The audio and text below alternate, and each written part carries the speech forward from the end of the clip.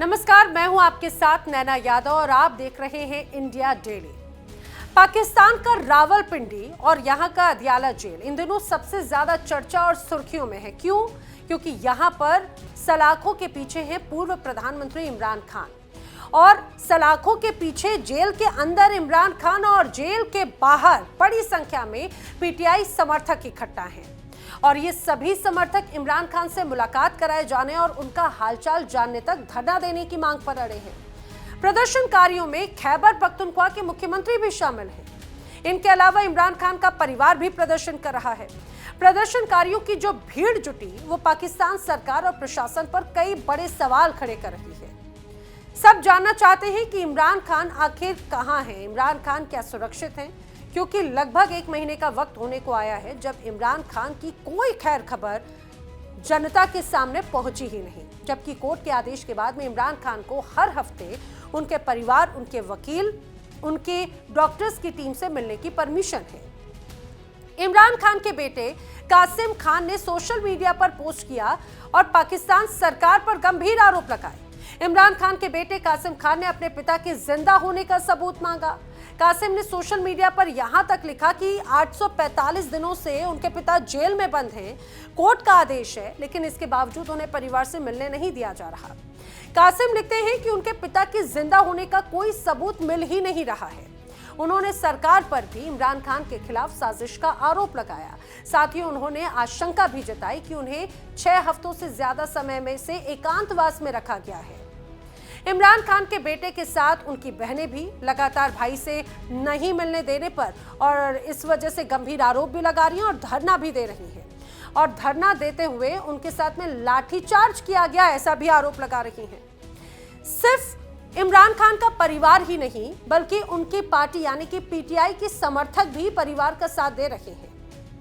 अब इन पूरे माहौल के बीच में इमरान खान की 24 दिन पुरानी सोशल मीडिया पर एक पोस्ट जमकर चर्चा में है, बड़ी वायरल हो रही है, जो कई अहम संकेत देती है।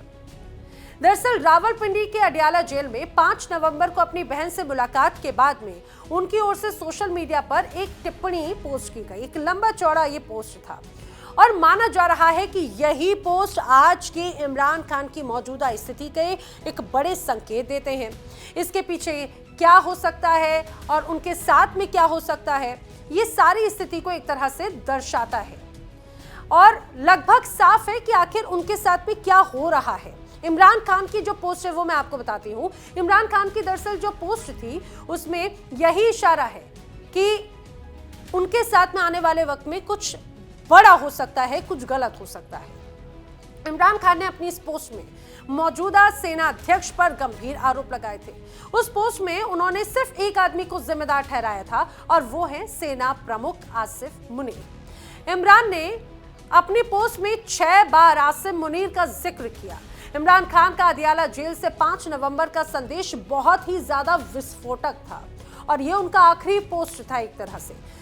इस पोस्ट में खान ने दावा किया था कि पाकिस्तान में संविधान या कानून का कोई शासन नहीं बचा, वहां पर सिर्फ आसिम लॉ का राज चल रहा है। इमरान खान की सोशल मीडिया पोस्ट बहुत गंभीर संकेत देती है। इमरान खान ने आसिम मुनीर पर अकेले पूरे देश को चलाने का आरोप लगाया। उन्होंने मुनीर को इतिहास का सबसे अत्याचारी तानाशाह तक बता दिया, जो सत्ता की अपनी भूख मिटाने के लिए कुछ भी कर सकती है। खान ने कहा कि वो और उनकी पत्नी बुशरा बीबी हर तरह की क्रूरता का सामना कर रही हैं, लेकिन वो ना तो झुकेंगे और ना ही हार मानेंगे। खान ने इस पोस्ट में आखिर में ये भी कहा कि जो सारी ताकतें हैं वो एक ही आदमी के हाथों में हैं और उनकी पार्टी पीटीआई उस कठपुतली सरकार से बातचीत नहीं करेगी जिसे वो प्रधानमंत्री शहबाज शरीफ की सरकार कहते हैं। इतना ही नहीं, इमरान खान ने तो मुनीर को इस दमन का जिम्मेदार तक ठहरा दिया जिसमें बड़े पैमाने पर हिंसा, बड़े पैमाने पर पीटीआई सदस्यों को निशाना बनाए जाने के आरोप भी शामिल थे। उनका दावा था कि शासन ने ना तो महिलाओं का सम्मान रखा, ना बच्चों का, ना बुजुर्गों का।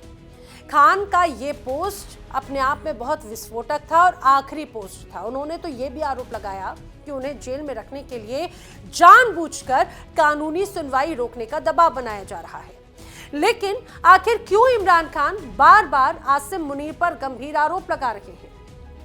समझिए एक तरफ है पाकिस्तान का सबसे ताकतवर शख्स army chief general Syed Asim Munir, जिनका नाम लेते ही इमरान के समर्थक आग उगलने लगते हैं।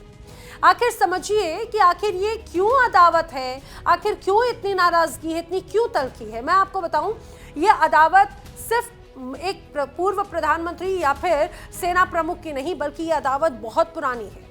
दरअसल कहानी की शुरुआत होती है 2019 से, जब एक फोन टैपिंग और बीवी की जासूसी के इल्जाम लगे और फिर चली आर्मी चीफ की कुर्सी का जाने का खेल।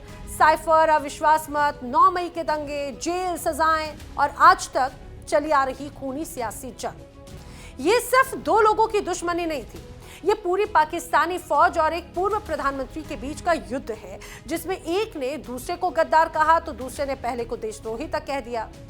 इसकी कहानी जैसे जैसे आप समझेंगे ना, ये बड़ी गंभीर स्थिति को दर्शाती है। आइए मैं आपको समझाती हूँ।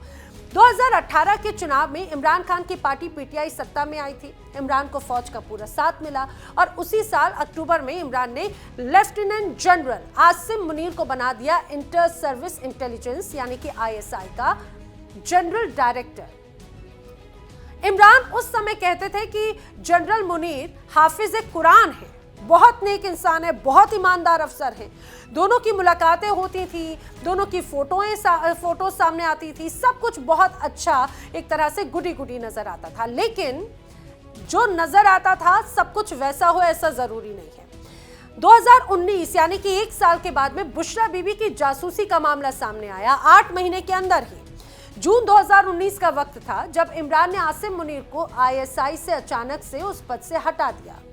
पाकिस्तानी मीडिया और पीटीआई के बड़े नेताओं के अनुसार असली वजह दरअसल यहीं से शुरुआत हुई। इमरान की तीसरी पत्नी बुशरा बीबी ने शिकायत की कि आईएसआई उनके और उनके रिश्तेदारों की जासूसी कर रही है। बुशरा बीबी ने इमरान से कहा कि आपके जो आईएसआई चीफ हैं वो बुशरा बीबी और उनके परिवार, जिसमें उनकी बहनें हैं, उनके दोस्त हैं, उनके फोन टैप करवा रही हैं। उन्होंने कहा कि मेरी निजी जिंदगी की हर बात उन तक पहुंच रही है। और जैसे ये बात इमरान खान को पता चली, इमरान खान नाराज हो गए। उन्होंने तुरंत आर्मी चीफ कमर जावेद बाजवा को बुलाया और मुनीर को हटाने के सीधे सीधे ऑर्डर दे दिए। अब मुनीर को गुजरांवाला कोर कमांडर उसके बाद में बना दिया गया और एक तरह से उन्हें साइडलाइन कर दिया गया। बस यही बात आसिम मुनीर के दिल को चुभ गई और उसके बाद से शुरू हुई एक तरह से दोस्ती जो दुश्मनी में बदली उसका खेल। इमरान के खिलाफ एक तरह से कहा जाए आग बबूला हो चुके थे आसिम मुनीर। जासूसी के खेल से लेकर तख्ता पलट की तमाम कोशिशों तक इमरान खान से आसिम मुनीर की दुश्मनी की कहानी यहां से ही एक तरह से उसका आगाज हो चुका था। अब समझिए, इसके कुछ समय के बाद में नवंबर 2022 का वक्त आता है जब army chief Qamar Javed Bajwa retire होने वाले थे और इमरान खान उस समय प्रधानमंत्री थे। अब इमरान अपने दोस्त जनरल फैज हमीद, जो उस समय आईएसआई चीफ थे, उन्हें आर्मी चीफ बनाना चाहते थे, लेकिन बाजवा ने आखिरी समय में सीनियरिटी लिस्ट में सबसे ऊपर आसिम मुनीर का नाम डाल दिया। जी हां, और यहीं से तस्वीर बहुत ज्यादा बदलती चली गई। 24 नवंबर 2022 को आसिम मुनीर पाकिस्तान के नए आर्मी चीफ बना दिए गए, जिन्हें शायद पूर्व प्रधानमंत्री इमरान खान पसंद नहीं करते थे। इमरान खान ने इसे अपने साथ सबसे बड़ा धोखा माना। उन्होंने खुलेआम कहा कि मुनीर मुझसे पुराना बदला लेने के लिए आर्मी चीफ बने हैं और आने वाले वक्त में इसका परिणाम नजर भी आएगा। और देखिए, हुआ भी ऐसे ही। अब समझिए कि किस तरह से एक अलग तरह का ड्रामा उसी साल नजर आया, अविश्वास मत और साइबर ड्रामा का। इमरान खान को अविश्वास मत से हटा दिया गया। इमरान ने संसद में एक कागज लहराते हुए कहा कि मेरे पास लिखित सबूत हैं कि अमेरिका ने आर्मी के कुछ लोगों के साथ मिलकर मुझे हटवाया है, और उस कागज को साइफर कहा गया। इमरान खान का बड़ा दावा यह था कि अमेरिकी विदेश मंत्रालय के एक अधिकारी ने पाकिस्तानी राजदूत को धमकी दी कि अगर इमरान नहीं हटे तो परिणाम बुरे हो जाएंगे।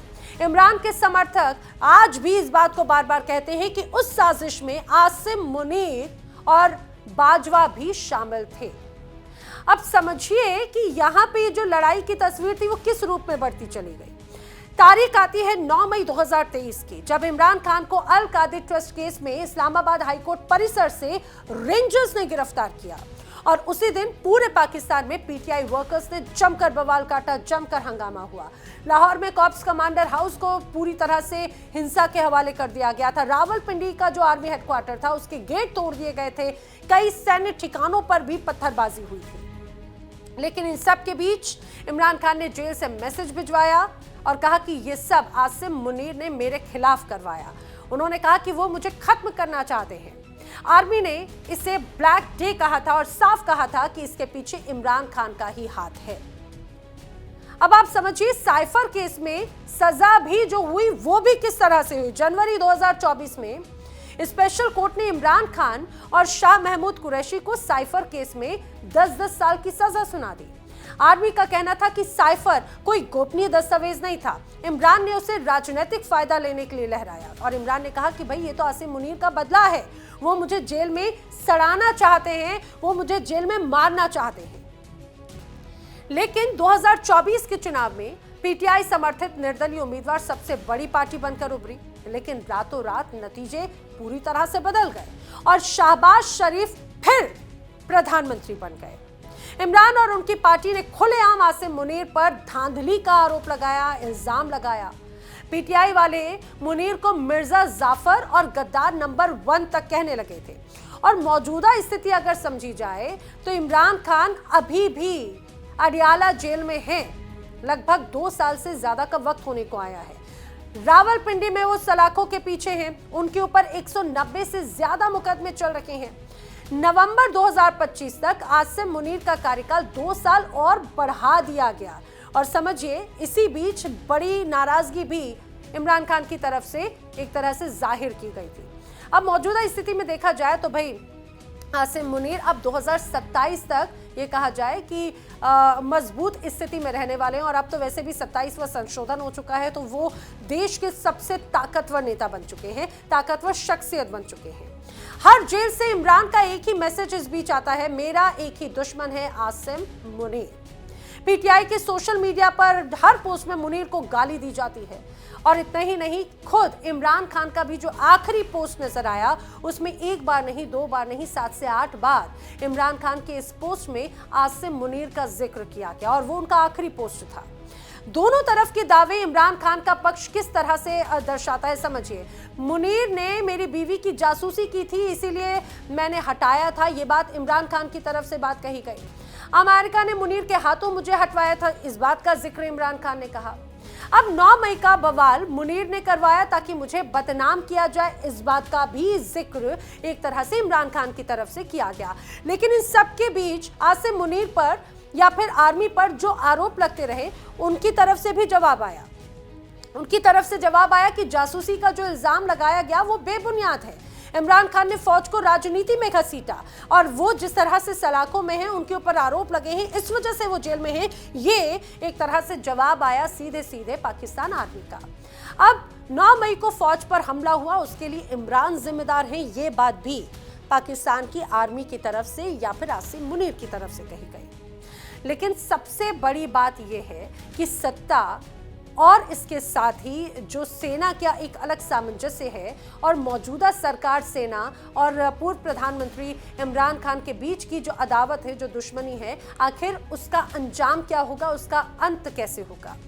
पाकिस्तान के इतिहास में फौज और प्रधानमंत्री के बीच में झगड़े कोई नई बात नहीं है, लेकिन इमरान और आसिम मुनीर की जो दुश्मनी है वो सबसे निजी हो चुकी है और निजी होने के साथ साथ सबसे खतरनाक भी।